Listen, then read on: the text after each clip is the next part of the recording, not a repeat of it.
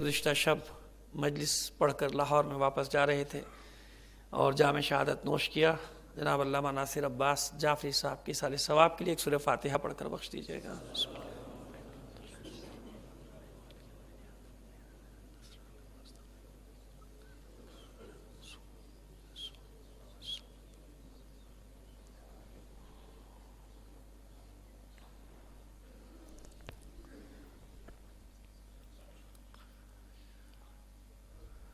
صلوات عنایت فرما دیجیے محمد علیہ محمد.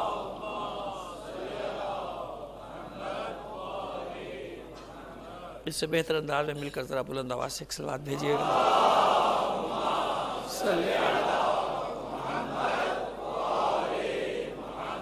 عزیزان محترم، ہم بات تو ظاہر ہے کچھ اور کر رہے ہیں، لیکن جو حالات سامنے آتے جاتے ہیں تو یہ تو نہیں ہو سکتا کہ میں حالات سے چشم پوشی کرتا ہوا گزر جاؤں. یہ ہو نہیں سکتا، مثلا میری خون میں نہیں ہے، میری فطرت میں یہ بات ہے ہی نہیں. لیکن بہرحال کوشش کریں گے کہ موضوع کے اندر رہتے ہوئے، کل جہاں بات کو ختم کیا تھا فضائل کے باب میں، وہیں سے بات کا آغاز کرنا چاہتے ہیں. اتفاق سے کل ہم نے آپ سے کی خدمت میں عرض کیا تھا کہ جو مخالفین ہیں ان کو اس سے غرض نہیں کہ آپ کے نظریاتی اختلافات کیا ہیں آپس میں، جو بات سمجھنے کی ہے. کہ یہی بات ہو رہی تھی کہ سمجھانے والے تو بہت ہیں، سمجھنے والے ہم لوگ کم ہیں. جو ہمیں سب کو سمجھ لینا چاہیے وہ یہ سمجھ لینا چاہیے کہ جو مخالفین ہے، یا یوں سمجھیے کہ جو ہمیں نشانی اپنے ضد پر لے رہے ہیں، اپنے نشانوں کی ضد پہ لے رہے ہیں، ان کو اس سے غرض نہیں کہ آپ کا آپس میں کیا اختلاف ہے. ان کو اس سے بھی غرض نہیں کہ آپ کے نظریات کیا ہیں، اس کے نظریات کیا ہیں، اس کے نظریات کیا ہیں.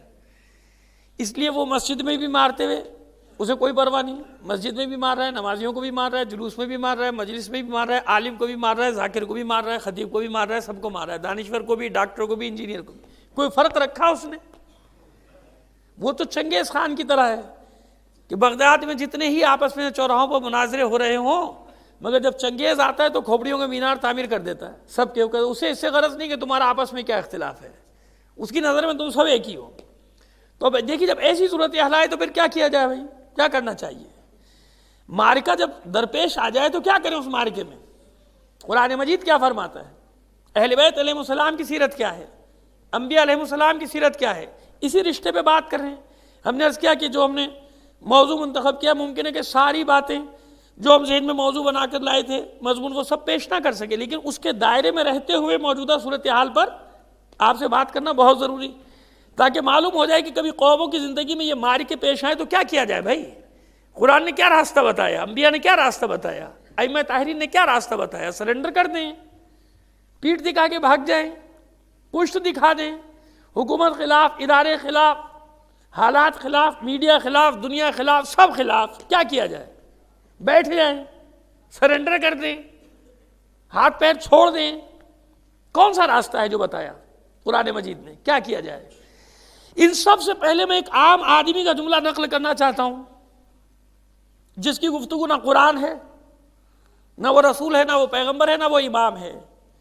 آپ اور مجھ جیسا چلتا پھرتا گوشت پوست کا انسان تھا، اور زیادہ پرانا بھی نہیں تھی صدی کا آدمی. یعنی یہ جو صدی تو 13 سال ہو گئے نئی صدی کو، اس سے پچھلی صدی کا آدمی، بہت زیادہ پرانا آدمی بھی نہیں. وہ کیا کہتا ہے اس بارے میں؟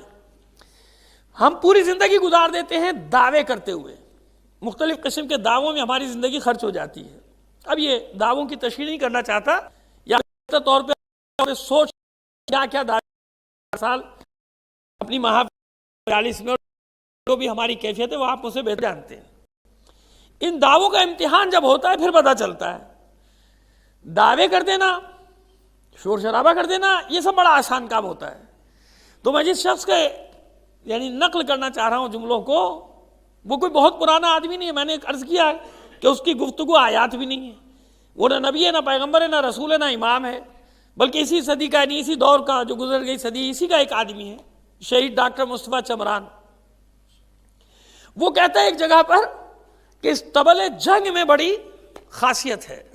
شہ پورے جنگ میں، شہ پورے جنگ وہ نقارے کو کہتے ہیں، نقارے پہ چوٹ لگتی ہے، جنگ کا آغاز ہوتا ہے.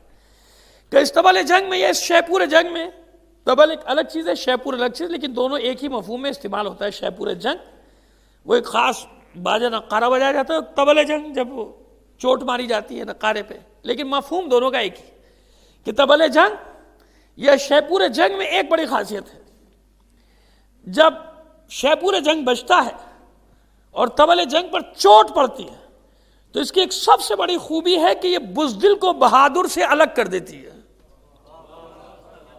بہادر اور بزدل میں تمیز پیدا کر دیتی ہے, سرحد قائم کر دیتی ہے.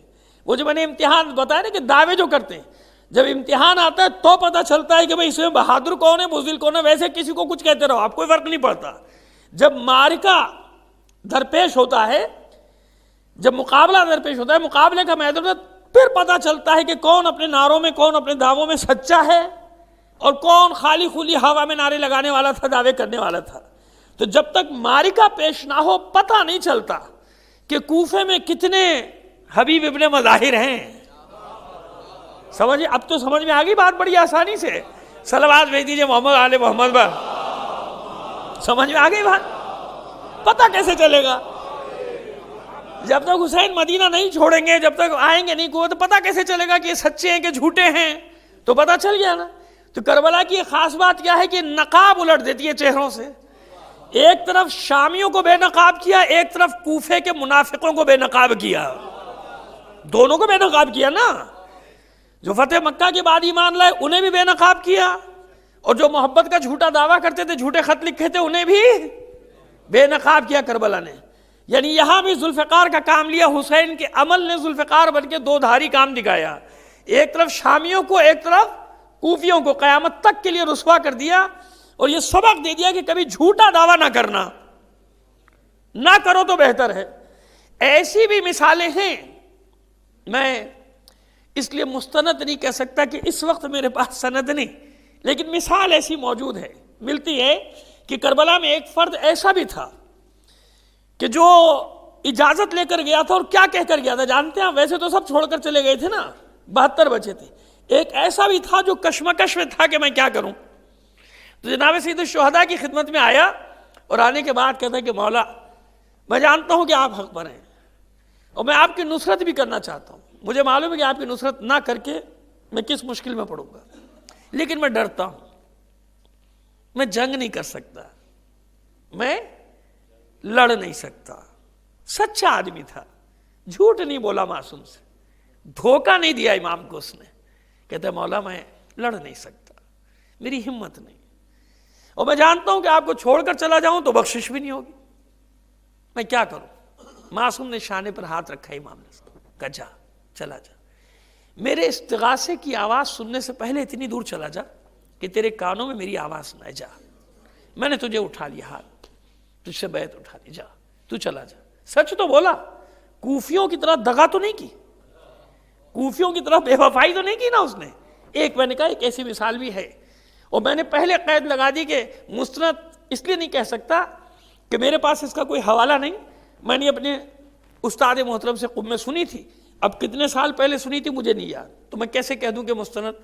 مگر مثال کے لیے یہ بہترین واقعہ ہے جو میں نے آپ کے سامنے نقل کیا. تو اب بات سمجھ میں آ رہی ہے. اب آئیے سلسلے سے لے کر چلتے ہیں. قرآن کیا کہتا ہے ایسے زمانے میں کیا کرو, خود بخود رشتہ قائم ہو جائے گا. ہم نے موضوع یہ رکھا قرآن اور اہل بیت کا رشتہ کیا ہے, رشتہ قرآن و اہل بیت, اور پھر اس کے بعد اہل بیت کا عمل کیا رہا, انبیاء کا عمل کیا رہا. اسی بات کو لے کر آگے بڑھتے ہیں. مگر یہ تو طے ہے نا کہ جب شیپور جنگ بجے, جب طبل جنگ بجے, تو پھر پیٹھ نہیں دکھاتا مجاہد, پھر میدان میں کھڑا رہتا ہے, جہاں بھی ہو جواب دیتا ہے نا. اس کو معلوم ہے کہ میں میدان میں مجھے کھڑے رہنا ہے, یہ تاریخ کا امتحان ہے جس سے میں گزر رہا ہوں. اسی بات پہ فخر کرے کہ اللہ نے اس قابل تو پایا کہ ہمیں امتحان میں ڈالا. ان قوموں کو اللہ امتحان بھی نہیں لیتا, ان قوموں سے جن کو امتحان کے قابل بھی نہیں پاتا. ہے نا, کتنے عرب ممالک ہیں نا کہ جو امتحان میں ڈالا نہیں ڈالا, کیونکہ امتحان دے ہی نہیں سکتے. ایک ہی بار ہوگا ان کا کریا کرم جو ہونا ہے نا, ان کے ساتھ جو ہونا ہے وہ ایک ہی بار ہونا ہے. لیکن کیسے عیش و عشرت سے رہ رہے ہیں.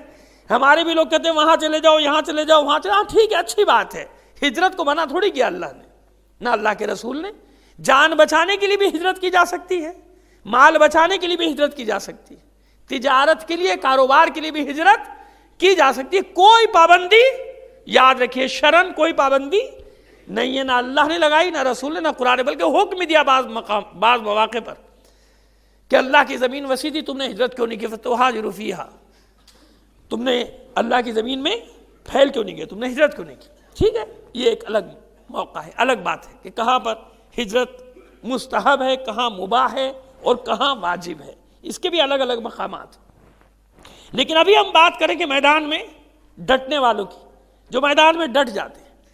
آئیے پہلے قرآن مجید سے مدد لیتے ہیں کہ ایسے حالات میں کیا کیا جائے.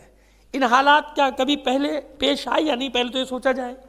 قرآن مجید میں اب میں اتنے اہم، اپنے خیال میں بڑی اہم گفتگو کر رہا ہوں اور بعض افراد بڑی میٹھی نیند سو رہے ہیں. اللہ ان کی نیندوں کو سلامت رکھے. صلوات بھیجیے محمد آل محمد پر.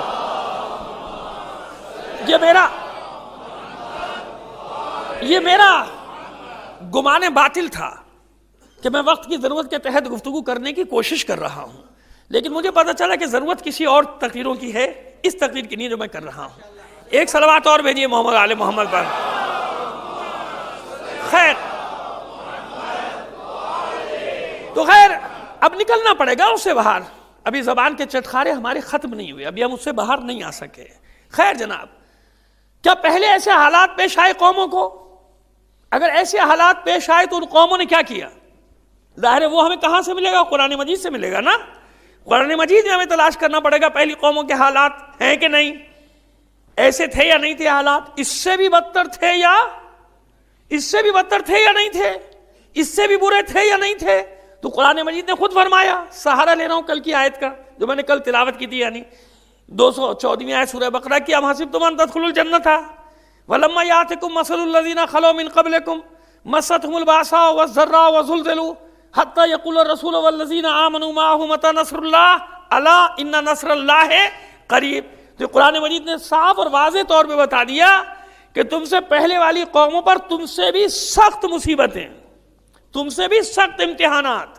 تمہارے پاس ہجرت کا وسیلہ، ان کے پاس ہجرت کا وسیلہ بھی نہیں تھا، کوئی چانس، اور صدیوں تک کٹتے رہے، صدیوں تک. اب تو زمانہ فاسٹ ہو گیا نا، تو جو 900 سال میں ہوتا تھا ممکن ہے وہ 90 سال میں ہو جائے وائنڈ اپ.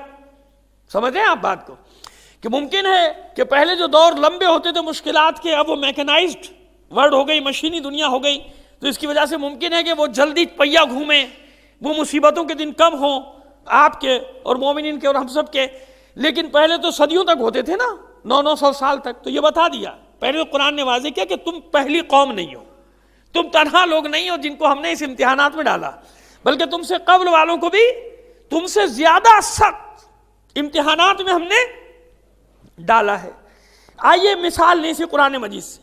قرآن مجید نے ذکر کیا طالوت اور جالوت کے واقعے کا، اور اسی میں جناب داؤد کا تذکرہ بھی آیا. سورہ بقرہ کی آیات ہیں 200 یوں سمجھے کہ 49 سے شروع ہوئی، آگے چلے جائیے، بلکہ اور اسے پیچھے سے شروع کریں گے تلاوت اور آسانی ہو جائے گی بات کو سمجھنے میں. سورہ بقرہ میں کہ جس میں یہ ہوا کہ بنی اسرائیل کو صدیاں گزر گئیں، امتحان دیتے دیتے، امتحانات سے گزرتے گزرتے صدیاں گزر گئیں. آخر سب جمع ہوئے کس کے پاس؟ جناب شموئیل پیغمبر کے پاس. اشموئیل بھی ہے، شموئیل بھی نام ہے، کوئی حرج نہیں ہے. عبرانی اور عربی میں ذرا الف بے زیر کا فرق ہو جاتا ہے. تو جناب شموئیل یا جناب اشموئیل پیغمبر ہے، نبی ہے، جانتے ہیں کہ اللہ کا نبی ہے. جمع ہوئے سب بنی اسرائیل، اور اللہ کے نبی سے کہا کہ آپ دعا کیجئے کہ اللہ اپنی بارگاہ سے ایک سردار بھیج دے. بس پتہ چلا کہ نبی کو وہ مقام تو دیتے تھے مگر دعا کا مقام دیتے تھے، بس کہ آپ دعا کیجئے ہمارے لیے، سردار ہم میں سے ہو، آپ کو نہیں مانیں گے، ہم میں سے ہونا چاہیے کوئی سردار. لہذا معلوم ہوا کہ انبیاء موجود ہوتے تھے مگر وہ انبیاء کی ہدایات پہ عمل پھر بھی مانتے تھے انہیں کہ اللہ کا نبی ہے، ان کا حکم نہیں مانتے تھے. یہ تو مانتے تھے کہ اللہ کا رسول ہے مگر حکم، جیسے جناب زکریہ علیہ السلام، جیسے جناب یحییٰ علیہ السلام مانتے تھے کہ اللہ کے نبی ہے مگر ان کا حکم کبھی بھی نہیں مانتے تھے. اگر وہ احکام کی سختی کرتے تھے تو آرے سے چیر دیتے تھے، نبی کو قتل کر دیتے تھے، گردن کاٹ دیتے تھے. جناب زکریہ کو تو بیچ میں سے چیر دیا، جناب یحییٰ کا سر قلم کر دیا. ایسے ہی کیا نا بنی اسرائیل نے کہ بس جو ہم کر رہے ہیں ہمیں کرنے دو، آپ بہت مقدس ہو، ہمارے لیے دعا کرتے رہو. لیکن ہمارے معاملات میں بیچ میں دخل دیا، دخل اندازی کی، تو پھر ہم آپ کو بھی نہیں چھوڑیں گے. اب دیکھیے، اب آپ ذہن میں لاتے چلے جائیے کہ تاریخ میں فطرت انسانی کس طرح سے کام کرتی ہے. سڑکیں بدلتی ہیں، بلڈنگیں بدلتی ہیں، عمارتیں بدلتی ہیں، فطرت انسانی وہی کار فرما رہتی ہے کہ ہمیں اپنی مرضی سے جینے دو، ہمیں اپنا کام کرنے دو، ہمارے معاملات میں مداخلت نہ کرو. جب ہمیں دعا کی ضرورت ہوگی تمہارے پاس آ جائیں گے جھاڑ پھونک کے لیے. قرآن کی ہوا دے دینا، دعائیں بتا دینا، خاص وہ بھی صبح کے وقت کی نہ ہو. وہ ایسا ہوتا ہے کہ اکثر لوگ آتے ہیں کوئی ایسا عمل بتا دیجئے، اچھا مجھے بھی ضد ہے میں جان کے وہ بتاتا ہوں دعا جو فجر کے بعد پڑھنی ہے. اس کا منہ لٹک جاتا ہے. اس کی زندگی کی سب سے بڑی مصیبت ایک طرف جو وہ لے کر آیا ہے، سب سے بڑی مشکلات ایک طرف، لیکن فوراً کہتا ہے کوئی دن والی دعا بتا دیں. یعنی اپنی مشکلات کے حل کے لیے بھی اسے صبح کی 2 رکعت پڑھنا گوارا نہیں ہے. یہ ہے فطرت انسانی. فوراً کہتا ہوں، میں کہتا ہوں بھائی یہی ہے میرے پاس، اور کچھ نہیں، میرے پاس جو بھی دعا ہے وہ فجر کے نماز وقت کے بعد والی دعا ہے. اسی بہانے منہ بنا کے پھر چلا جاتا ہے، پھر کسی اور کے پاس جاتا ہے کہ کسی کو دے کے کہیں سے کام نکل جائے، کوئی لے دے کے معاملہ حل ہو جائے. صلوات بھیجیے محمد آل محمد پر. خیر جناب، تو جناب شموئیل سے پاس جمع ہوئے، دعا کیجئے اللہ اپنی بارگاہ سے ہمارے لیے سردار. جناب شموئیل نے دعا کی، اللہ نے کرم کیا، جاؤ ہم نے تمہارے لیے سردار بنا دیا.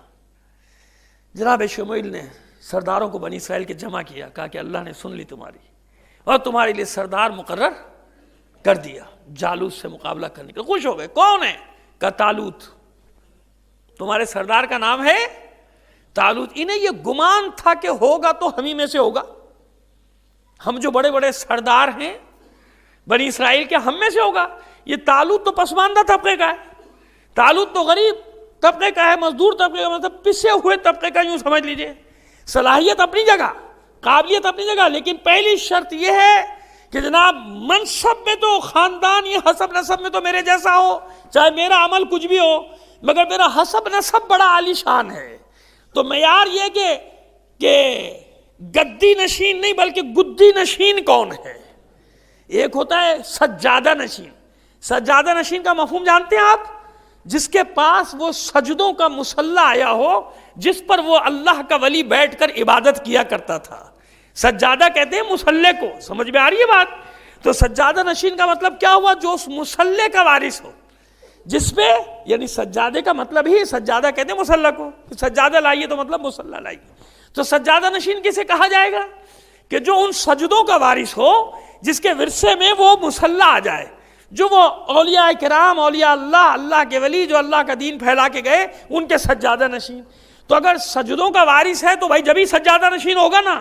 خالی مصلی بغل میں دبا کے تو سجادہ نشین نہیں ہو جاتا. تو گدی نشین کب ہوگا؟ جب کردار کی حفاظت کرے گا. اور صرف لوگوں کا مال ہڑپ کرنے کے لیے تو پھر گدی نشین نہیں ہوتا، پھر ہوتا ہے گدی نشین. لوگوں کی گدی پر بیٹھا ہوا ہے، گدی پر نہیں بیٹھا ہوا بلکہ لوگوں کی گدی پر سوار ہے. ایک صلوات بھیج دیجئے محمد آل محمد پر. تو ہمیشہ فرق یاد رکھیے گا، ایک ہوتا ہے گدی نشین، ایک ہوتا ہے گدی نشین. تو گدی نشین زیادہ آج کل پھیلے ہوئے ہیں. تو اب یہ جیسے ہی طالوت کا نام آیا سب بگڑ گئے. طالوت یہ ہمارا سردار کیسے؟ میں اتنا بڑا جاگیردار اور میرا مزرع، یہ میرا مزارع، یہ میرا سردار بن جائے، یہ کیسے ہو سکتا ہے؟ یہ تو نہیں ہو سکتا. میں اتنا بڑا، اور یہ نہیں ہو سکتا. نہیں مانتے، کہا جاؤ نہیں مانتے تو نہ مانو. اللہ نے تو اسی کو بنایا، اور مصیبت میں پڑے رہو. جب وہ اپنی میٹنگیں کی تو اپنی میٹنگ میں تو کوئی نتیجہ نہیں نکلتا، کیونکہ سارے سردار، اب ایک سردار دوسرے سردار کی مانے تو اس کی سرداری ختم ہو گئی نا. سب تو سردار ہیں، لہذا وہ کیسے مانے ایک دوسرے کی؟ سب ایک دوسرے کو ہدایت دینے والے، ہدایت لینے والا تو ان میں ایک بھی نہیں تھا. لہذا جب اور مصیبتوں میں گھرے رہے تو پھر کہا کہ سر تسلیم خم کیا. اور مار کھانے کے بعد جب اور مار لگی تو پھر ان کی بزرگی ذرا نیچے آئی. کہا کہ اچھا بھائی جسے بنایا ہے اسے ہی مان لو. اب جمع ہوئے سر جھکا کے، ٹھیک ہے جی طالوت سردار مان لیا، جان تو چھڑاؤ. اس میں مجبور ہو گئے کہ کسی طرح مصیبتوں سے جان تو چھٹے، کوئی تو چھڑائے ہماری جان. لہذا جناب شموئیل نے طالوت کے سر پہ بنی اسرائیل کی سرداری کا تاج رکھ دیا. اور جب جناب طالوت سردار بنے تو ایک دم حکم نہیں دیا چلو نکلو آؤ لڑیں چل کے جالوت کے لشکر کے ساتھ. نہیں، تربیت ضروری ہے. پہلے مرحلے میں کیا چاہیے؟ تربیت، منظم ہونا، نظم و ضبط. اگر پراگندہ اور منتشر اور غیر منظم لشکر کتنا ہی بڑا ہو، میدان جنگ میں ثابت قدم نہیں رہ سکتا. جب تربیت کی، سمجھایا بجھایا کہ اللہ کے راستے میں کیسے لڑا جاتا ہے جالوت سے، اس کے بعد جب لشکر لے کر نکلے تو پھر ایک امتحان رکھا، اور وہ امتحان کیا رکھا؟ آگے پانی کا تالاب آنے والا ہے، خبردار اس سے پانی مت پینا، یہ میرا حکم ہے، جو پانی پیے گا ہم میں سے نہیں ہوگا۔ جس نے اس تالاب یا نہر یا جوہر کا پانی پیا وہ ہم میں سے نہیں ہوگا۔ جب چلا لشکر، پانی ختم ہو گیا، صحرا کا راستہ، جب پانی ختم ہوا تب وہ جوہر سامنے آیا، تالاب سامنے آیا۔ اب لوگوں نے دیکھا پانی، کچھ نے کہا بھائی منع کیا ہے، طالوت نے منع کیا ہے، خبردار اس کے قریب مت جانا۔ کہا کہ یہ کون سا عقل کا حکم ہے؟ عقل کیا کہتی ہے؟ پانی سامنے، ہم پیاسے، وہ کہا جا رہا ہے کہ آپ پانی نہ پیو، یہ عقل کے خلاف ہے۔ لیکن عقل کے مطابق کیوں تھا؟ اس لیے کہ وہ جسے اللہ نے سردار بنایا تھا وہ جانتا تھا کہ میدان میں کن لوگوں کو لے کر جانا چاہیے، کن کو چھوڑ دینا چاہیے، لہذا کہا کہ سب کود پڑے تالاب میں سوائے ایک مختصر جماعت کے۔ جناب طالوت نے اسے دیکھا، کہا کہ بس تمہارا جہاد ہو گیا، تم تو جاؤ واپس۔ اور جنہوں نے حکم مانا تھا کہا یہ کافی ہیں جنگ کے لیے، اتنے ہی کافی ہیں، اتنے نفوس کافی ہیں۔ کیوں؟ صابر ہونا چاہیے۔ صبر کا کیا مطلب؟ یعنی مصیبتوں کے مقابلے میں ڈٹ جانے والا، بیٹھ جانے والا نہیں۔ قرآن مجید میں صابر کا معنی کیا بتایا؟ ان یکم منکم 20 صابرون یغلبوا مئتین، اگر تم میں 20 بندے صابر ہوئے تو 200 پر غالب آ جائیں گے۔ پس اب کربلا میں جو معرکہ ہوا، کیوں کہا جاتا ہے صابرین کی جماعت؟ مطلقاً اگر صابرین کا گروہ کہا جائے تو سیدھا ذہن کہا جائے گا کربلا پہنچے گا کہ نہیں پہنچے گا۔ تو کیسے صابر تھے؟ ہتھیار رکھ رکھ کے معاذ اللہ اپنی گردنیں دے دی تھی کہ کاٹ دو، نہیں، ڈٹ گئے تھے نا باطل کے مقابلے میں، لڑے تھے، تلوار چلائی تھی، زخم لگائے تھے، زخم کھائے تھے، بیٹھ توڑی گئے تھے۔ تو جہاں بھی قرآن مجید میں صبر کا مفہوم آئے گا بہادری کے ساتھ آئے گا، بیٹھ جانے کے ساتھ نہیں آئے گا۔ جبر کے مقابلے میں ڈٹ جانا صبر ہے، اسی کو صابر کہتے ہیں۔ ایک صلوات عنایت فرمائیے محمد آل محمد پر۔ آئیے اب آپ کو لے کر آگے چلے۔ بس اس جماعت کو جب لے کر آگے چلے اور جیسے ہی وہ لشکر سامنے آیا، جالوت کا ٹڈی دل لشکر، دل نہیں، بعض لوگ کہتے ہیں ٹڈی دل لشکر، ٹڈی دل، کیونکہ ٹڈی جب حملہ آور ہوتی ہے تو کروڑوں اربوں کے حساب سے آتی ہے، اور دل کہتے ہیں مجمع کو، لشکر کو یا جمعیت کو۔ تو اکثر میں نے بچوں کو کیا بڑوں کو بھی کہتے تھے نا کہ ٹڈی دل لشکر آ رہا ہے۔ ٹڈی دل نہیں ہو، ٹڈی دل تو پھر وہ ٹڈی دل ہوا تو اس سے کائے کا ڈرنا، ٹڈی دل یعنی وہ ٹڈیاں جب حملہ کرتی ہیں کھیتوں میں، ایک ہی بار میں نے زندگی میں دیکھا ہے، وہ منظر کے اربوں کے کروڑوں کے حساب سے وہ آتی ہیں، تو اس کو کہا جاتا ہے ٹڈی دل، کہ دل نے حملہ کیا۔ خیر، وہ ٹڈی دل لشکر جب دیکھا، اب یہ جو تھے ان میں سے بھی کچھ پریشان ہوئے، لیکن جو اللہ سے ملاقات کے لیے نکلے تھے وہ کیا کہتے ہیں؟ وہ کہتے ہیں کم من فئۃ قلیلۃ غلبت فئۃ کثیرۃ باذن اللہ۔ ڈرنے کی کیا بات ہے؟ تاریخ میں کتنی بار ایسا ہوا کہ اللہ نے چھوٹے چھوٹے سے گروہوں کو بڑے بڑے لشکروں پہ فتح دے دی۔ ڈرنے کی کیا بات ہے؟ خوفزدہ ہونے کی کیا بات ہے؟ ایک دفعہ تو نہیں ہوا۔ قرآن مجید فرماتا ہے کم من فئۃ قلیلۃ غلبت فئۃ کثیرۃ باذن اللہ۔ کتنی بار ایسا ہوا کہ اللہ نے چھوٹی چھوٹی جماعتوں کو بڑے بڑے لشکروں پہ فتح دے دی۔ اب قصص انبیاء پہ کسی کا اگر اعتبار نہیں تو آج کے دور میں دیکھ لو، کتنی چھوٹی سی جماعت حزب اللہ کی، کتنا چھوٹا سا لشکر حزب اللہ کا، اور کتنی بڑی طاقت کو ذلت سے دو چار کیا۔ اگر ماضی میں نہیں جانا چاہتے تو حال سے تو سبق لے لو کہ کم من فئۃ قلیلۃ غلبت فئۃ کثیرۃ باذن اللہ۔ کتنی بار ایسا ہوا کہ اللہ نے چھوٹی چھوٹی جماعتوں کو بڑے بڑے لشکروں پہ غلبہ دیا۔ اگر آج تمہارے سامنے نہ ہوتا تو شاید شک کی گنجائش تھی، اب کوئی شک کی گنجائش ہے کہ سامراج گھبراتا ہے، وہ نہیں گھبراتے، وہ تو نہیں گھبراتے یار۔ ماشاءاللہ بیٹا، ایک صلوات عنایت فرمائیے محمد آل محمد پر۔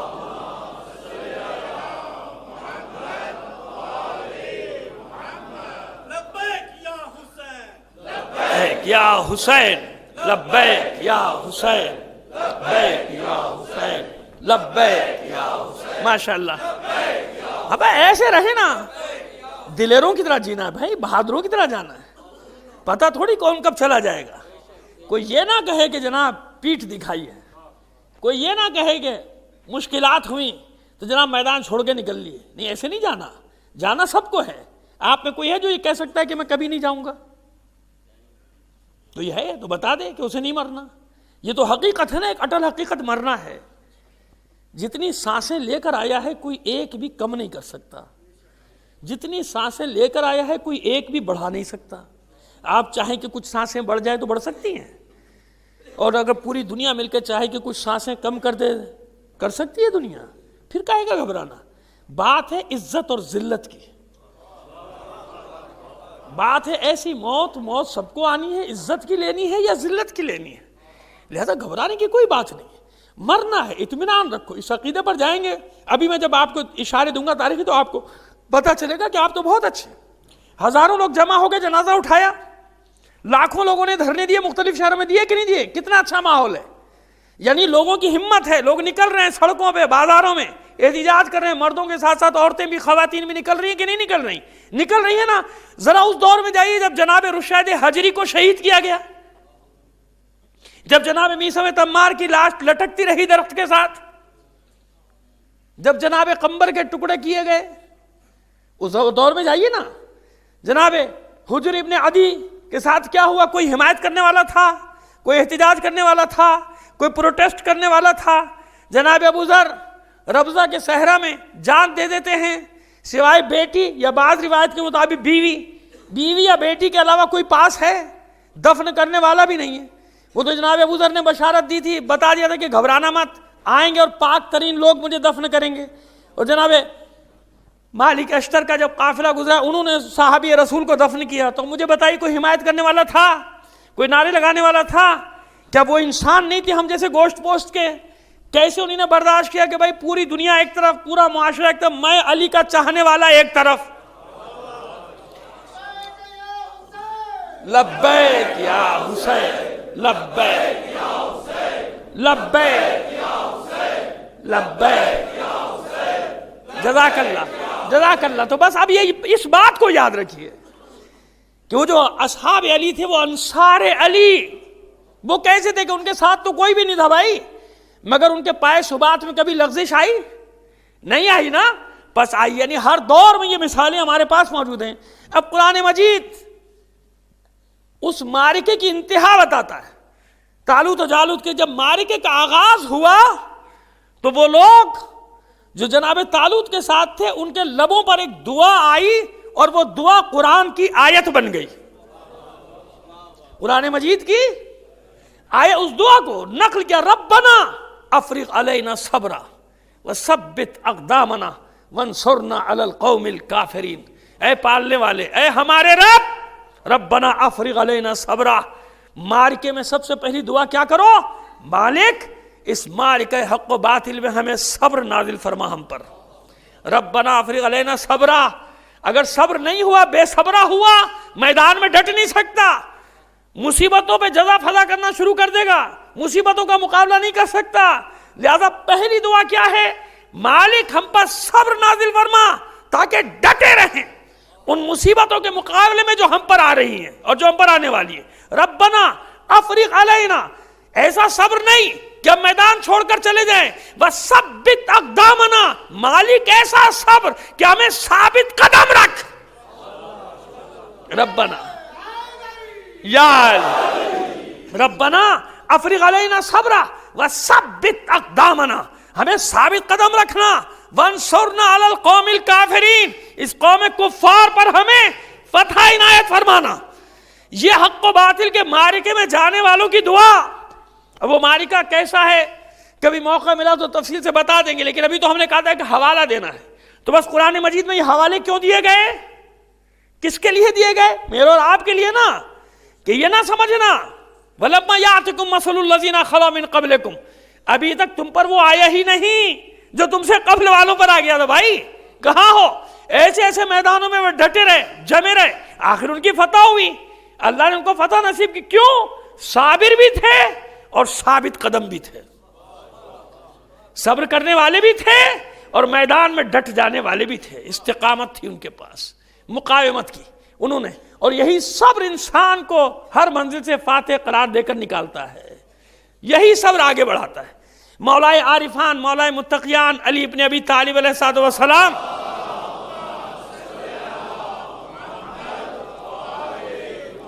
ایک اور صلوات عنایت فرمائیے محمد علیہ محمد۔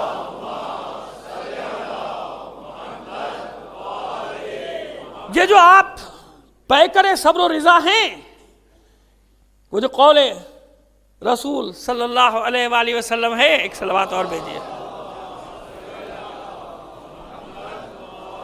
کہ الحسن والحسین سیدا شباب اہل الجنہ وابوہما افضلہما۔ حسن و حسین جوانان جنت کے سردار ہیں، ان کا بابا ان دونوں سے افضل ہے۔ یہ کیسا افضل ہے علی؟ یہ جو آپ کے سامنے روایت نقل کر رہا ہوں ہے تو بہار کی 92ویں جلد، لیکن ابو حامد غزالی، جن کو امام غزالی کہا جاتا ہے، ان سے نقل کی علامہ مجلسی نے۔ میں نے ان کی کتاب نہیں دیکھی، میں نے اس میں دیکھا ہے، بہار میں انہوں نے امام غزالی کے حوالے سے ایک علم کا مقام نقل کیا، جس کا جتنا علم بڑھتا جائے گا اس صبر کے میدان میں طاق، کیونکہ جانتا ہے کہ یہ سب فانی ہے، سب گزرنے والا ہے۔ یہ الگ بات ہے کہ کوئی علی تک نہیں پہنچ سکتا، کوئی علی کی طرح دنیا کو 3 طلاقیں نہیں دے سکتا، یہ الگ بات ہے، لیکن جتنا آگے بڑھے گا تو اتنا انصار علی میں تو شامل ہوگا نا۔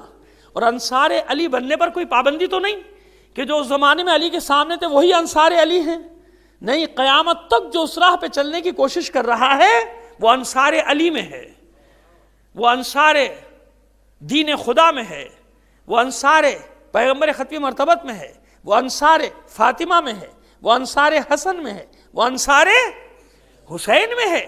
تو اب آئیے وہ کیا مقام ہے امام غزالی جس کو لکھ رہے ہیں کہ ہمارے بھی بعض لوگوں کی غلط فہمی دور ہو جائے۔ ایک واقعہ نقل کرتے ہیں کہ کسی نے آ کر کہا مولا کی خدمت میں کہ اتنی شرح تھی اس کتاب توریت کی جو جناب موسیٰ پر نازل ہوئی تھی، اس کی شرح کا بار یعنی اس کی شرح کا وزن 40 اونٹ اٹھاتے تھے، یعنی تفاسیر لکھی گئی، اس کی تشریحات جو لکھی گئی توریت کی جو جناب موسیٰ پر نازل ہوئی تھی، اس کا بار کتنے اونٹ؟ اتنی بڑی تھی، اتنی تفصیل تھی کہ 40 اونٹوں پہ اس کا وزن آتا تھا، ایک اونٹ پہ وہ شرح نہیں۔ اب ظاہر ہے کہ پرانے زمانے میں کھالوں پہ لکھا جاتا تھا، یہ ہم حساب کر سکتے ہیں کہ آج کی طرح تو کاغذ باریک باریک نہیں ہوتے تھے، یا کھالیں تھیں اور یا پھر پتے بڑے بڑے ان کی چھالیں، درختوں کی چھالیں، تو ہم اس حساب سے اس کو دیکھ سکتے ہیں حقیقی نظر سے یوں۔ لیکن مولا کے سامنے جو فرمایا تو مولا فرماتے کہ اگر اللہ اور اس کا رسول مجھے حکم دے، تم نے تو یہ کہا نا کہ توریت کی شرح کا بار 40 اونٹ اٹھاتے تھے، توریت کی شرح کا وزن 40 اونٹ اٹھاتے تھے، اگر اللہ اور اس کا رسول مجھ علی کو حکم دے تو میں الحمد کی الف کی شرح سے 40 سے زیادہ اونٹوں کا بار بھر دوں گا، صرف الف، صرف کس کی شرح سے؟ الف کی، الحمد کی نہیں، الف کی شرح سے، اپنا تو ذکر ہی نہیں کیا۔ تو اس پر کہتے ہیں امام غزالی تبصرہ کرتے ہیں کہ جس کے علم کی یہ وسعت ہو تو ماننا پڑے گا کہ وہ علم لدنی اور آسمانی علوم کا وارث ہے۔ یہ امام غزالی فرماتے ہیں کہ ماننا پڑے گا کہ جس کے علم کی یہ وسعت ہو تو یقیناً اس کے پاس علم لدنی بھی ہے اور آسمانی علم بھی ہے، یہ وہ رشتہ ہے علم کے ساتھ۔ اس لیے وہ روایت پڑھنے کی تو مجھے ضرورت نہیں، آپ سارا سال سنتے رہتے ہیں کہ وہ جب جناب عبداللہ ابن عباس کے دونوں مکاتب میں، یہ بھی نہیں کہ میرے یہاں ہو وہاں نہ ہو، وہاں بھی کتنے ہی لوگوں نے اس کو نقل کیا کہ انا النقطۃ التی تحت البا، یعنی جب تک یہاں سے داخل نہیں ہوگے دروازے سے اس وقت تک قرآن مجید کو سمجھنے میں پریشان ہی رہے گا، آج تک پریشان ہے۔ لیس البر من تأتوا البیوت من ظہورہا، نیکی یہ نہیں کہ تم دروازوں میں پچھواڑوں سے یا گھروں میں پچھواڑے سے داخل ہو، ولیکن البر من اتقی، نیکی یہ ہے کہ تقوی سے کام لو، جو اللہ سے ڈرتا ہے نیکی یہ ہے۔ وَأْتُوا الْبُيُوتَ مِنْ أَبْوَابِهَا، جب بھی گھروں میں داخل ہو کہاں سے داخل ہو؟ دروازے سے داخل ہو۔ حالانکہ اس کے بعد وہ چاند کی آیات ہیں ہلال کی، لیکن یہاں ہمارے علماء نے اکثریت نے یہی تشریح کی ہے کہ قرآن مجید کا بھی دروازہ ہے، پیغمبر ختم مرتبت جو علم کا شہر ہے اس کا بھی ایک انا مدینۃ العلم علی بابھا، یعنی پیغمبر کو سمجھنے کا دروازہ بھی علی اور قرآن کو سمجھنے کا دروازہ بھی مفتاح یہی ہے، یعنی چابی یہی ہے، اس کے بغیر کھلنے والا۔ وہ کہتے ہیں نا کہ جادو کا پٹارا ہے یہ کمپیوٹر یا لیپ ٹاپ یا جو بھی کہہ لیے، ٹویٹر، یا مجھے تو استعمال نہیں آتا، صاف بات بتاؤں، بہت سارے لوگ جانتے ہیں مجھے نہیں آتا، وہاں پہ بچوں سے جب کوئی چیز چاہے تو مانگتا ہوں کہ اتنا ٹائم بھی نہیں سیکھنے کا بھی نہیں، اب کہاں اس عمر میں آدمی کیا سیکھے، بہت صبح شام تک بیسیوں مصروفیات، تو مجھے نہیں پتا، لیکن مجھے یہ معلوم ہے کہ یہ جادو کا پٹارا ہے، یہ کہ جادو کا پٹارا ہے، ایک بٹن دباؤ پوری دنیا کھل جاتی ہے کہ نہیں؟ اب یہ بچوں نے مجھے بتایا کہ کیا معلومات آپ کو لینی ہے بتائیے مجھے، بچہ مجھ سے کہہ رہا ہے کہ پوچھئے،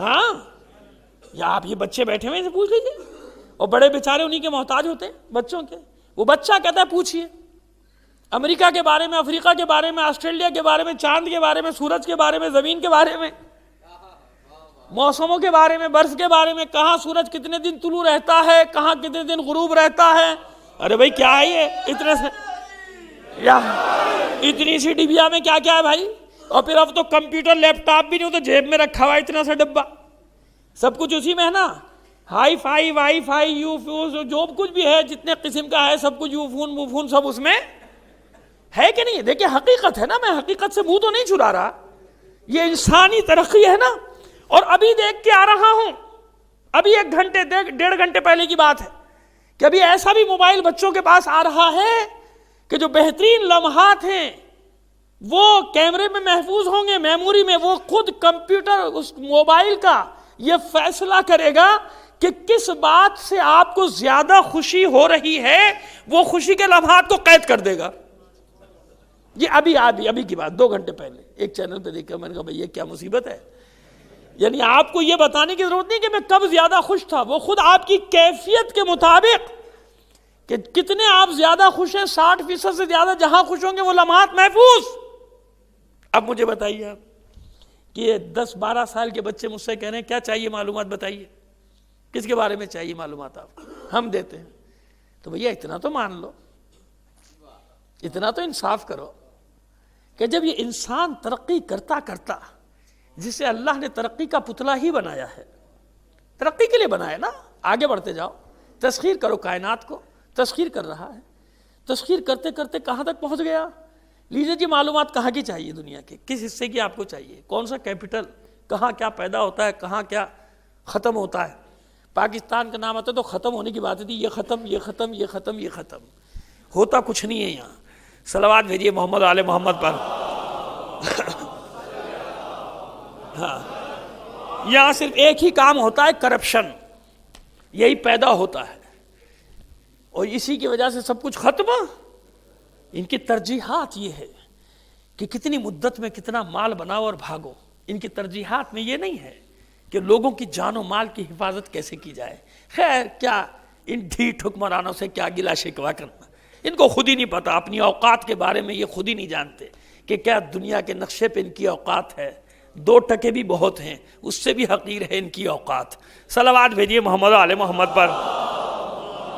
خیر جناب، بات کچھ کرتا ہوں، دماغ میں پتہ نہیں کیا کیا آتا چلا جاتا ہے، یہ دماغ کا میں کیا کروں، قابو نہیں رہتا۔ تو خیر جناب، ہوا یہ کہ بچے ترقی کرتے کرتے چیزیں کیا کیا بن گئے، ہم سے کہہ رہے ہیں پوچھئے کیا چاہیے معلومات۔ اب مجھے اتنا تو انصاف کیجئے نا، آپ مجھے اتنا تو کہنے دیجئے کہ جب انسان ترقی کرتا کرتا یہاں تک آیا، اور یہ سب کچھ کس کی بدولت ہے، اس دماغ کی بدولت۔ اصل تو یہ دماغ ہے نا جو اس کو چلا رہا ہے، یہ برین ہے، یہ برین ہے، انسان کا دماغ ہے جو سارے کام کر رہا ہے، یہ کرتا چلا آ رہا ہے۔ یہ ترقی کرتے کرتے کرتے کرتے یہاں تک پہنچا کہ آپ نے ایسے ٹک کیا اور پوری دنیا اوپن ہو گئی۔ ایسے ہی کیا نا، بچے ایسے ٹک مارتے، ٹک کیا انہی نے اور پوری دنیا کھل کے آ گئی۔ وہ چلا چلا کر کہہ رہے کیا چاہیے، ریسرچ، کیا ڈھونڈنا ہے، کیا چاہیے تم کو۔ اب مجھے بتائیے کہ انسان اپنی محنت سے ترقی کرتا ہوا یہاں تک آ جائے کہ بچے ہم سے کہیں کہ پوچھئے آپ کو کیا پوچھنا ہے۔ اب جو علم لدنی کا حامل ہو، بلکہ ایک بات بڑھ کر کہہ دوں، میرے پاس اس کی بڑی دلیلیں ہیں، کبھی عرض کر دوں گا، اور شاید عرض کر بھی چکا ہوں، کہ یاد رکھیے ایک بات کا، کہ رحمت علت ہے، عالمین معلول ہے۔ رحمت علت ہے، عالمین معلول ہے۔ کیوں؟ وَمَا أَرْسَلْنَاكَ إِلَّا رَحْمَةً اے رسول، ہم نے آپ کو نہیں بھیجا مگر عالمین کے لیے رحمت بنا کر۔ رحمت ہٹ جائے تو عالمین رہیں گے؟ نہیں رہتے نا، فنا ہو جائیں گے، ختم ہو جائیں گے۔ رحمت کی وجہ سے عالمین باقی ہیں، عالمین کی وجہ سے رحمت باقی نہیں ہے۔ عالمین نہ ہو رحمت پھر بھی ہے کہ نہیں ہے؟ تو رحمت علت ہے، عالمین۔ یہ تو نہیں ہو سکتا کہ معلول علت سے پہلے وجود میں آ جائے، مشکل لفظ ہوگا بچوں کے لیے، لیکن بہرحال بڑے تو سمجھ رہے ہیں نا۔ یہ تو نہیں ہو سکتا نا کہ معلول پہلے وجود میں آ جائے علت سے۔ معلول کے وجود کے لیے علت کا پہلے سے وجود ہونا ضروری ہے۔ جیسے ماں باپ علت ہیں، اولاد معلول، سلسلہ چل رہا ہے نا، سوائے استثناءات کے، جناب آدم کے، جناب ہوا کے، جناب عیسیٰ کے، وہ الگ، وہ استثناءات ہیں کائنات کے، لیکن علل و معلول کا، یہ کائنات علل و معلول ہے نا۔ یہ تو نہیں ہو سکتا کہ دھوپ پہلے آ جائے سورج بعد میں طلوع ہو۔ چلیے یوں سمجھ لیجئے اب بچوں کو سمجھانے کے لیے، یہ تو نہیں ہو سکتا نا کہ دھوپ پہلے نکل آئے سورج بعد میں۔ نہیں، یہ دھوپ بتا رہی ہے کہ علت موجود ہے سورج۔ جب تک سورج طلوع نہ ہو زمین پہ سورج کی کرنیں نہیں پڑ سکتی۔ یہی رات، یہ تو نہیں ہو سکتا کہ سورج غروب ہونے سے پہلے اندھیرا ہو جائے۔ ہاں، سورج غروب ہونے سے پہلے بھی اندھیرا ہوگا، کب؟ جب سورج کو گرہن لگے گا۔ ایسے ہی ہے نا، جب سورج کو گرہن لگے گا تو اندھیرا ہوگا، ورنہ نہیں، سورج کا چھپنا اندھیرے کے لیے ضروری ہے۔ جب تک سورج نہیں چھپے گا اندھیرا نہیں ہوگا۔ تو علت ہے رحمت، معلول ہے عالمین۔ تو اس بات کو یاد رکھیے کہ علت پہلے ہے، معلول بعد میں۔ اس لیے وجہ مقصود کائنات، اس لیے وجہ تخلیق کائنات، اس لیے مقصود کائنات کہا جاتا ہے پیغمبر ختمی مرتبہ صلی اللہ علیہ وآلہ وسلم کو کہ آپ کی خاطر کائنات کو خلق کیا، کائنات کی خاطر آپ کو خلق نہیں کیا۔ آپ کی خاطر عالمین کو خلق کیا، عالمین کی خاطر آپ کو خلق۔ اتنی سی بات سمجھ میں آ جانی چاہیے، دو اور دو چار کی، کوئی نہ سمجھے تو اس کا ہم کیا کریں۔ اتنی بات ہے، کائنات کو ان کے لیے خلق کیا، ان کو کائنات کے لیے خلق نہیں کیا، عالمین کو ان کے لیے خلق کیا، ان کو عالمین کے لیے خلق۔ وجہ تخلیق کائنات ہے میرا حبیب، تجھے خلق نہ کرتا تو کوئی بھی چیز خلق، بات ختم ہو گئی، سیدھی سیدھی سی بات ہے۔ تو اب جب عالمین بعد میں خلق، رحمت پہلے، اس لیے حضور کو کوئی تعجب نہیں کسی بھی چیز پر۔ ہر نبی خواہش کرتا نظر آئے گا، یہ دکھا دے، یہ دکھا دے، یہ دکھا دے۔ کئی بار مثال دے چکا ہوں، وقت آپ کا نہیں لینا چاہتا، ضائع نہیں کرنا چاہتا مثالوں میں۔ رسول نے کبھی خواہش نہیں کی کہ مجھے معراج پہ بلا لے۔ کہیں کوئی بتا دے، کوئی ضعیف سے ضعیف حدیث بتا دے کہ رسول نے فرمایا ہو کہ اے بالغ، اے پالنے والے، مجھے آسمانوں کی سیر کرا دے، کبھی کہا؟ نہیں کہا۔ حالانکہ ہر نبی کی فرمائش ہے یہ دکھا دے، مردے کیسے زندہ کرے گا یہ دکھا دے، اپنا جلوہ ہی دکھا دے۔ ایسا ہے کہ نہیں ہے؟ چاہے وہ چلیے بنی اسرائیل کے کہنے پر صحیح، مگر فرمائش تو کی ہے نا۔ اور کتنے انبیاء نے ایسے فرمائشیں کی اور اللہ نے فرمائشوں کو پورا بھی کیا، لیکن اس حبیب نے تو کبھی بھی نہیں کہا۔ یہاں تو بالکل معاملہ برعکس ہے، یہاں سے تھوڑی کہا جا رہا کہ مجھے دکھا آسمانوں میں کیا ہے، مجھے دکھا کتنے آسمان ہیں، مجھے سدرۃ المنتہا سے کی منزل تک پہنچا دے۔ نہیں، یہاں تو خود حبیب کو بلایا گیا ہے، محبوب کو بلا رہا ہے پروردگار، سبحان الذی اسری بعبدہ۔ یہاں تو اللہ بلا رہا ہے اور اپنی تسبیح اور اپنی پاکیزگی بیان کر رہا ہے۔ تو اس لیے کہیں تعجب نہیں رسول کو کہ جس کے سامنے عالمین خلق پا رہے ہیں، پس اس کے پاس وہ علم ہے کہ نہیں ہے۔ اگر وہ علم نہ ہوتا تو قرآن مجید میں 2-3 جگہ یہ ذکر نہ ہوتا کہ جلدی نہ کیجئے، جلدی نہ کیجئے جب تک وحی مکمل نہ ہو۔ اور قرآن مجید میں یہ ذکر نہ ہوتا پہنچائیے جو آپ تک پہنچ چکا، یعنی کچھ ہے جو پہنچ چکا ہے، پہنچانے میں مزید تاخیر نہ کیجئے۔ تو کائنات کا علوم کیسے ہے رسول کے پاس، اور جیسے رسول کے پاس ہے اب اگر علی یہ کہتے نظر آئیں کسی کے سوال کے جواب میں کہ اب سوال پورا نہیں ہوتا جواب آپ پہلے دیتے ہیں، تو کیا فرماتے ہیں مولا تیرے ہاتھ میں کتنی انگلیاں؟ کہ 5. بغیر دیکھے کیسے بتا دیا؟ بغیر دیکھے کیسے، بغیر سوچے کیسے؟ کہا مولا ضرورت نہیں دیکھنے کی، بدیہیات ہے. سمجھتے ہیں اہل علم بدیہیات کا بدیہی علم ہے کہ وہ یہاں سے صبح کی، دیکھیے رات اور دن کی روشنی میں فرق ہے نا. صبح کی روشنی کہ ہاں بھائی سورج نکل آیا، کہ آپ نے دیکھا نہیں کیسے نکلا ہے؟ کہ ضرورت نہیں دیکھنے کی، بدیہی علم ہے. دھواں بتا رہا ہے کہ گاڑی جا رہی ہے، ٹرین جا رہی ہے. آواز بتا رہی ہے کہ جہاز کی ہے آواز ہے یا ٹرین کی آواز ہے. بدیہیات ہے، یہ بدیہیات کہلاتے ہیں. کہ بس تیرے لیے جیسے یہ علم بدیہی ہے کہ تو بغیر دیکھے بغیر سوچے سمجھے، میں نے تو سے پوچھا ہاتھ میں کتنی انگلیاں؟ تو نے کہا 5. کہ بس یہ پوری کائنات میرے سامنے ایسے ہے، نظریں ہیں نا. تو بس اب اگر پہلے کسی کی سلونی کا دعویٰ سمجھ میں نہیں آتا تھا تو اب سمجھ لو یہ کسے کہنے کا حق ہے؟ سلونی سلونی قبل ان تفقدونی. ہمارے علماء ہوں یا دوسرے علماء ہوں، اس دعوے پر تو اکثریت کا اتفاق ہے نا. کہیں کوئی قید تو نہیں لگائی علی نے کہ یہ پوچھنا یہ نہ پوچھنا، یہ پوچھنا یہ نہ پوچھنا. سارے علوم کا وارث ہے نا. بس جس کو اتنے اختیارات دیے ہو اللہ نے، اب نتیجہ دے رہے ہیں آپ کو. اور زحمتیں تمام کریں گے، آج کی زندگی نہیں، کل یہیں سے بات کا آغاز کریں. جو بات اصل بتانا چاہ رہے ہیں، بس اللہ کون ہے؟ صبور. اللہ کے ناموں میں سے ایک نام کیا ہے؟ صبور. صبر کرنا، بہت زیادہ برداشت. کیا مطلب صبر کرنے والا؟ معاذ اللہ، اللہ کوئی 3 جو صبر کی قسمیں ہیں کہ عبادت پہ صبر، اللہ کو صبر کی بھی ضرورت نہیں. معصیت پر صبر، معاذ اللہ، اس کی بھی اللہ کو ضرورت نہیں. مصیبت پر صبر، اس کی بھی اللہ کو ضرورت. اللہ پر کوئی مصیبت تھوڑی آ سکتی. صبور کیوں؟ جلدی نہیں ہے اللہ کو.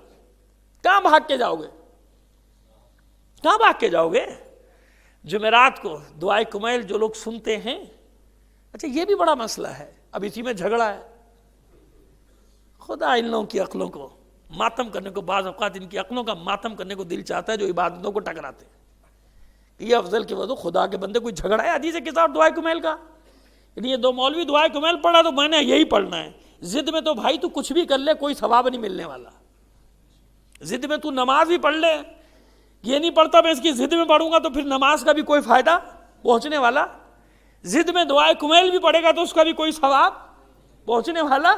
وہ بھائی اللہ کے لیے، للہ فی اللہ ہوتا ہے کام. خوشنود یہ اللہ رسول کے لیے ہوتا ہے، خوشنود یہ محمد و آل محمد کے لیے کام ہوتا ہے. یہ عبادت بھی اسی کے لیے ہوتی ہے. معلوم ہے ضد میں ماتم کر رہے ہیں، کھڑے ہوئے 2 دستے یہ جاؤ ضد میں. وہ امام حسین ہے بیچ میں، وہ تو ہو رہا ہے کہ ایک دوسرے کی ضد میں لگے ہوئے. یہ ہم سے آگے نہ نکل جائے، وہ ہم سے آگے نہ نکل جائے. ہے کہ نہیں؟ سچی بات ہے یا غلط کہہ رہا ہوں؟ کوئی نہ کرتا ہوگا آپ سے تو اور بات، مگر میں تو کرتا ہوں یہ باتیں. مجھے عادت بھی ہے کچھ اس قسم کی باتیں کرنے کی. صلوات بھیجیے محمد آل محمد پر. ہے نا بات ضد کی نہیں. اس دعائے کمیل میں جملہ کیا تھا؟ لا یمکن الفرار من حکومتک. کہاں بھاگ کے جاؤ گے؟ ممکن ہی نہیں مالک کہ میں تیری حکومت سے فرار کر جاؤں. اس لیے وہ صبور ہے کہ بھاگ کے کہاں جاؤ گے؟ اللہ کو کوئی جلدی نہیں ہے، ہمیں جلدی ہے. کل عرض کیا تھا کیونکہ ہماری زندگی محدود، اسے کوئی جلدی نہیں. کہاں بھاگ کے جاؤ گے؟ مظلوم کو کتنا ہی ظلم ہوا میں سلا دوں گا. مظلوم کو اجر دے گا نا اللہ، کہ مت گھبرا میں اجر دینے والا ہوں، مگر اس ظالم کو دنیا میں بھی اور آخرت میں بھی چھوڑوں گا نہیں. میری پکڑ بڑی سخت ہے. صبور ہے نا، اسے کوئی جلدی، اللہ کو کوئی جلدی نہیں ہے. بس اب آئیے جو بتانا چاہ رہا ہوں، اس لیے جلدی نہیں کہ اللہ محیط ہے. کون ہے؟ محیط ہر شے پر. اس لیے دیکھ ہی نہیں سکتے آپ، کیونکہ عالمین پر محیط ہے اللہ کی ذات. دیکھیں گے کیسے؟ سنیں گے کیسے؟ عالمین تو اس کے اندر ہے نا، اس کی ذات ہے محیط. معاذ اللہ ذات کے اندر کی بات نہیں کر رہا، اس کے ذات کے اندر ہے. میں صفت کی بات کر رہا ہوں. محیط ہے اللہ کی ذات، لہذا اس کو دیکھنا محال، سننا محال، چھونا محال. حواس خمسہ میں آنے والی چیز شے نہیں ہے وہ، کیونکہ وہ محیط ہے پورے عالمین پہ. عالمین کہاں تک ہے بھائی؟ کچھ پتا ہے؟ اس لیے اسے کوئی جلدی نہیں کہ عالمین پہ اس کا کنٹرول ہے. کنٹرول حاصل ہے نا اسے. یعنی کنٹرول کیا؟ خالق ہے، اس کے ضابطے میں ہر چیز، اس کی قدرت میں ہے. کبھی کبھی دکھا بھی دیتا ہے کہ دیکھو ایسا کر سکتے ہیں تمہارے ساتھ. سونامی آ جاتا ہے، کبھی کچھ آ جاتا ہے، کبھی کچھ آ جاتا ہے. دیکھو کیسے کیسے کھلونوں کی طرح جہاز، بڑے بڑے شپ کیسے ڈول رہے تھے کہ میں خود یہ سمجھا کہ شاید کھلونے ولونے ہیں یہ. معلوم کہ نہیں، یہ اصلی شپ ہے جو چھت کے اوپر کھڑے ہوئے بنگلے کی. دیکھے تھے نا آپ جب جاپان میں سونامی آیا تھا. لیکن زندہ قوم ہے. ایٹم بم کھا کے بھی بندوق سے جو جنگ ہاری تھی قلم سے جیت لی، تعلیم کے ذریعے سے، علم کے ذریعے سے جیت لی. پوری دنیا کی مارکیٹوں میں قبضہ کر لیا، کیونکہ زندہ قوم ہے، زندہ رہنے کا ڈھنگ جانتی ہے. کافر ہو یا کچھ ہو بھائی، اللہ قوم کی محنتوں کے حساب سے صلے دیتا ہے. اتنی بڑی سونامی یہاں آئی ہوتی تو حکمرانوں کے تو مزے آ گئے ہوتے، باقی 18 کروڑ عوام کا پتہ نہیں کیا ہوا ہوتا. ایک صلوات بھیجیے محمد آل محمد پر. بس تمام کر رہے ہیں بات کو. جو نتیجہ دینا چاہ رہے ہیں وہ یہ ہے کہ بس پتہ چلا کیوں صبور ہے. اس لیے صبور ہے کہ اسے کوئی جلدی نہیں. بھاگ کے کہاں جاؤ گے؟ بس کیوں معصومین کا صبر اتنا زیادہ ہے، انہیں بھی کوئی جلدی نہیں، کوئی جلدی نہیں. پہلے کا دور ہو، دوسرے کا دور ہو، تیسرے امام کا دور ہو، چوتھے امام، جو ظلم ہوئے ان پر کوئی تصور کر سکتا ہے آج، مگر کوئی جلدی نہیں. ہر ایک نے کیا کہا؟ شہزادی کونین، خاتون محشر، دختر رسول بھی یہی فرماتی نظر آئی کہ تم بھی انتظار کرو، ہم بھی انتظار کرتے ہیں. خطبے کا آخری جملہ ہے، خطبہ پڑھنے کا ٹائم وقت نہیں ہے، اس پہلے کا مقمصہ اجرا پڑھتے ہیں خطبے پہ جناب سیدہ کے. فرماتی کہ تم بھی انتظار کرو، ہم بھی انتظار کریں گے. کوئی جلدی نہیں، کوئی جلدی نہیں. اس دن کا جس دن فیصلہ ہوگا اور وہ عادل حقیقی مسند عدالت پر جلوہ افروز ہوگا، پھر تمہیں پتہ چل جائے گا کہ تم نے کیا کیا. ظلم کرنے والے عنقریب جان لیں. کوئی جلدی ہے بی بی کو؟ شہزادی کوئی جلدی نہیں. کیوں؟ ہاتھ سے معاملہ نکل تھوڑی رہا بھئی، سب کے سب ایک ہیں نا معصومین، کوئی بات نہیں. یہی ثانیہ زہرا کہتی نظر آ رہی ہے دربار میں کہ ابھی تجھے کچھ عرصے بعد پتہ چلے گا کون جیتا کون ہارا، ہے نا. حسین کو جلدی نہیں، سیدھے سجاد کو کوئی جلدی نہیں. نکل تھوڑی رہا ہے معاملہ ہاتھ سے. کہاں جاؤ گے؟ کہاں تک جاؤ گے؟ جس کا علم جتنا زیادہ ہے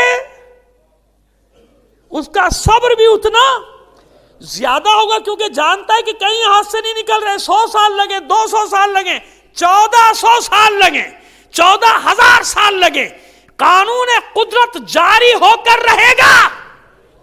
وَسَيَعْلَمُ الَّذِينَ ظَلَمُوا أَيَّ مُنْقَلِبٍ يَنْقَلِبُونَ. عن قریب یہ ظلم کرنے والے جان لیں گے کہ کس جگہ ان کا ٹھکانہ ہے، کس جگہ یہ پلٹائے جانے والے ہیں، کہاں پہنچائے جانے والے. تو صبر کا تعلق اس علم کے ساتھ.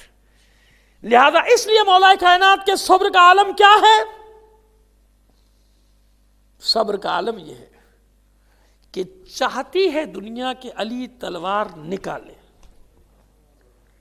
پیغمبر کے بعد چاہا نا. یہی وہ سب سے بڑا امتحان ہے. خیبر، خندق، بدر، احد، یہ تو ادنا کرشمے ہیں علی کی شجاعت کے. علی کی شجاعت کے ادنا کرشمے ہیں یہ جنگیں. علی کی شجاعت کا معیار دیکھنا ہے تو اس حدیث سے پہلے اس حدیث کو سمجھو. اشجع الناس من غلب ہوا.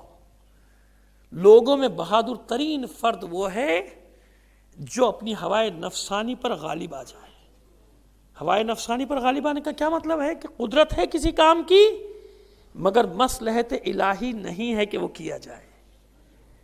قدرت ہے، طاقت ہے، چاہتے ہیں لوگ علی تلوار نکال لیں. ایسے وقت علی جانتے ہیں کہ تلوار نکالنے کا وقت نہیں، یہ زانووں چلنے والا اسلام ٹکڑے ٹکڑے ہو جائے گا. آئے تھے نا لوگ کہ مدینے کو سواروں اور پیادوں سے بھر دیں گے. علی یہ کیسے ہوا؟ آپ ہاتھ بڑھائیے میں بیعت کرتا ہوں، مدینے کو سواروں اور پیادوں سے بھر دوں گا. علی نے کیا جواب دیا تھا مولا نے اس کو؟ تو کب سے اسلام کا خیر خواہ ہو گیا؟ حالانکہ فرصت تھی نا، موقع تھا نا بدلنے کے اپنے حق کو لے لیا. لیکن علی یہ نہیں چاہتے تھے کہ جنگوں کی نظر اور اس میں میرا آ جائے نام، یہ ختم ہو جائے گا، خانہ جنگی سیول وار مدینہ لاشوں سے پڑ جائے گا. یہی تو چاہتا ہے دشمن.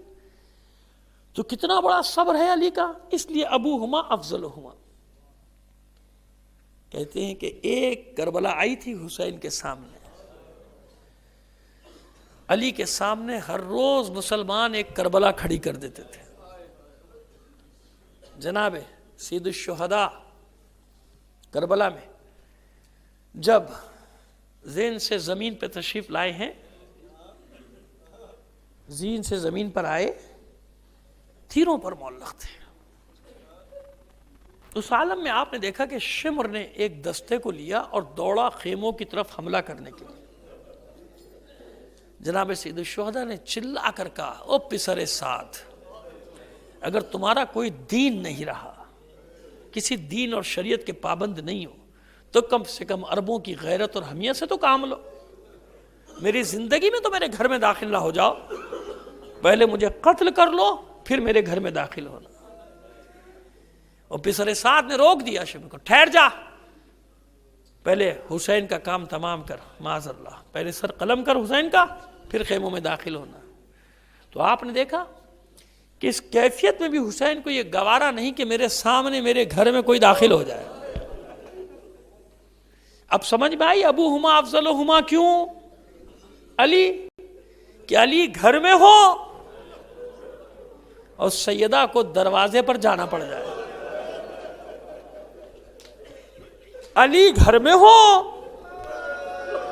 سیدہ کے ہاتھ پر تازیانہ مارا جائے، علی گھر میں ہو، جس دروازے کو روکنے کی کوشش کر رہی ہے سیدہ، اس دروازے کو آگ لگا دی جائے، علی گھر میں ہو، سیدہ در و دیوار کے درمیان پس جائے، علی گھر میں ہو، محسن شہید ہو جائے۔ اب آپ بتائیے کس کی کربلا بڑی ہے؟ صاحب ذوالفقار نہیں علی؟ ابھی جنگ فتح کی کتنی دیر ہوئی علی کو؟ اس لیے رسول نے فرمایا وَأَبُوهُمَا أَفْضَلُهُمْ۔ آئیے سید سجاد کہ گلے میں جو طوق خاردار ہے اس کے لیے کہا جاتا ہے کہ اتنا وزنی تھا کہ اس کے وزن سے سید سجاد کا سر اٹھتا نہیں تھا۔ نہیں عزیزو، ایسا نہیں ہے، ایسا نہیں ہے۔ کتنا ہی وزنی کیوں نہ ہو طوق، یہ نہیں ہو سکتا کہ سید سجاد کے سر کو جھکا دے، گردن کو جھکا دے۔ مسئلہ کیا ہے؟ مسئلہ صرف اتنا ہے کہ طوق کے وزن کی وجہ سے سید سجاد کا سر جھکا نہیں رہتا، بلکہ اس لیے گردن جھکائے رکھتے ہیں کہ اٹھائیں تو کیسے اٹھائیں؟ جب سر اٹھاتے ہیں کبھی نو کے نیزہ پہ بابا کا سر، اور کبھی ناکوں کی پشت پہ ماؤں بہنوں پھپھیوں کے کھلے ہوئے سر۔ کیسی منزلیں ہیں، کیسی منزلیں ہیں یہ شام کی منزلیں۔ کربلا سے جب یہ قافلہ چلنے لگا، اب مجھے نہیں معلوم کہ آپ کے یہاں کن تاریخوں کے حساب سے کیا مصائب ہوتے، لیکن بہرحال کوشش کریں گے گریز کرنے کی۔ جب کربلا سے یہ قافلہ چلنے لگا اور حکم دیا گیا، ناقے بٹھا دیے گئے، ہاتھ پس پشت باندھ دیے گئے، ناقوں پہ سوار کیا جا رہا تھا، تو بے پالانوں کے اونٹ تھے، کوہانوں پر بٹھایا جا رہا تھا۔ اب بڑے تو کسی نہ کسی طرح اپنا وزن توازن برقرار کر لیں، بچے کیسے؟ جو روایت کے الفاظ ہیں میں وہ نہیں پڑھ رہا، میں پڑھ ہی نہیں سکتا، مجھ سے نہیں پڑھے جاتے۔ میں تو آپ کے لیے بلکہ اپنے لیے آسان کر کے پڑھتا ہوں، آپ تو مشکل سے مشکل سننے کے بھی عادی ہو چکے ہیں، مگر میں اپنے لیے آسان کرتا ہوں۔ بھائی میں آپ کو بتا دوں کہ میں وہ لفظ نہیں پڑھ رہا جو روایت میں، بس اتنا آپ کو بتا دوں کہ بچے کیسے اپنا توازن برقرار کریں۔ اسی لیے بار بار سکینہ پشت ناقہ سے گرتی تھی، نہیں بیٹھا جاتا تھا۔ تو بس اتنا سن لیجئے کہ اس بچی کو رسی سے باندھا گیا تھا۔ میں نے روایت نہ دیکھی ہوتی نا مقتل میں تو میں پڑھتا بھی نہیں کبھی، اور میں نے عرض کیا کہ روایت تو بہت سخت ہے، میں نے تو بہت بالکل آسان کر کے پڑھا ہے آپ کے سامنے۔ بس یہی وجہ تھی کہ شام کے راستے میں یہ بچی گر گئی، صرف اکیلی یہ بچی نہیں گری، نہ جانے کتنے بچے عورتیں گرتے رہے، صحرا میں جان دیتے رہے، مگر اس بچی کا مقام کچھ اور ہے۔ لہذا جب سکینہ گری تو جس نیزے پر حسین کا سر تھا وہ ملعون کے ہاتھ سے چھٹا اور ریت میں گڑ گیا۔ بہت کوشش کی مگر وہ نیزہ ریس سے نکلا نہیں، زمین سے نکلا نہیں. پھر شمر تازیانہ لے کر آگے بڑھا. سید سجاد کی پشت. پوچھو اپنے بابا سے آگے کیوں نہیں بڑھتے. سید سجاد نے زنجیروں کا لنگر سمیٹا، آئے بابا کے سر کے پاس اور آ کے فرماتے ہیں بابا کربلا سے یہاں تک میری پشت میں اب طاقت نہیں رہی تازیانوں کے وار سہنے کی. کیا سبب ہے، کیا وجہ؟ بابا آپ آگے کیوں نہیں بڑھتے؟ میرا دل کہتا ہے کہ اس عالم میں بھی حسین کی آنکھوں سے اشک بہہ نکلے ہوں. میرے لال سید سجاد، میں دیکھ رہا ہوں تیری حالت کو، مگر میں کیا کروں، میرے سینے پر سونے والی سکینہ قافلے سے بچھڑ گئی. جب تک میری بچی نہ آ جائے میں آگے نہیں بڑھوں گا یہاں سے. بس عزاداران حسین، قافلہ ٹھہرایا گیا. بیویاں ناکوں سے اتری، ہاتھ کھولے گئے، مخالف سمت میں جا رہی ہیں آوازیں دیتی ہوئی بیویاں. زینب ام کلثوم آگے آگے آواز دیتی ہوئی سکینہ سکینہ سکینہ. کچھ دور گئی تھی، بچی کے رونے کی آواز کانوں میں آئی. تیز قدم بڑھائے ثانیہ زہرا نے، دیگر بیویوں نے. اب کچھ اور جو آگے بڑھی تو کیا منظر دیکھا، کوئی بی بی سکینہ کو آغوش میں لیے بیٹھے، سیاہ پوش، سیاہ پوش، سر سے پیر تک سیاہ چادر میں چھپی ہوئی بی بی آغوش میں لیے تسلی دیتی جا رہی، میری بچی نہ رو، میری بچی نہ رو، ابھی تیرے وارث آئیں گے، ابھی تیری مائیں بہنیں پھپھیاں آئیں گی، تجھے لے جائیں گے. بس دوڑی زینب، بچی کو آواز دی، بچی دوڑتی ہوئی آئی اور زینب کے کلیجے سے زینب کی آغوش میں بچی کو چپ کرایا، خاموش کی. پھر متوجہ ہوئی ثانیہ زہرا اس بی بی کی طرف اور فرماتی ہیں بی بی آپ نے بڑا احسان کیا، ہم کس زبان سے آپ کا شکریہ ادا کریں. اس ماحول میں جب تماشا دیکھنے والے ہیں، جب برا بھلا کہنے والے ہیں، جب پتھر مارنے والے ہیں، آپ نے اس یتیمہ کے سر پہ ہاتھ رکھا، اسے اپنی آغوش میں پناہ دی. بس روایت کے الفاظ یہ ہیں کہ اس بی بی نے چہرے سے نقاب ہٹا کر کہا زینب کس کا شکریہ ادا کر رہی ہے؟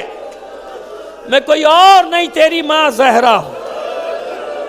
برسوں کی بچھڑی ہوئی بیٹی، ابھی تک کسی سے گلہ کیا نہیں کیا، مگر بیٹیاں ہمیشہ ہر بات اپنی ماں سے ضرور کہتی.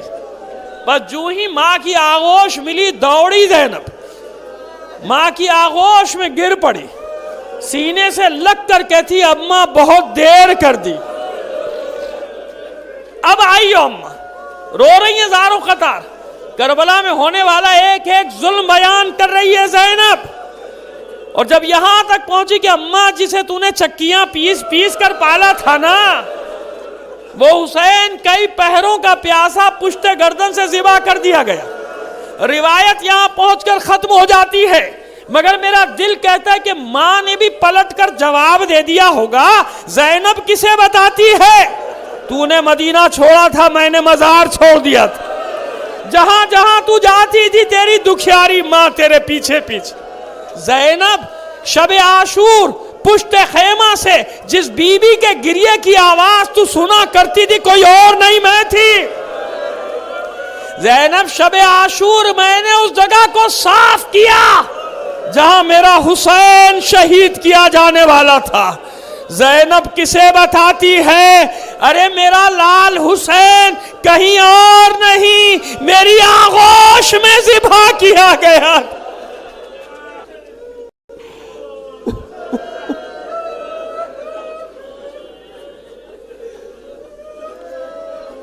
الا لعنت اللہ علی القوم الظالمین.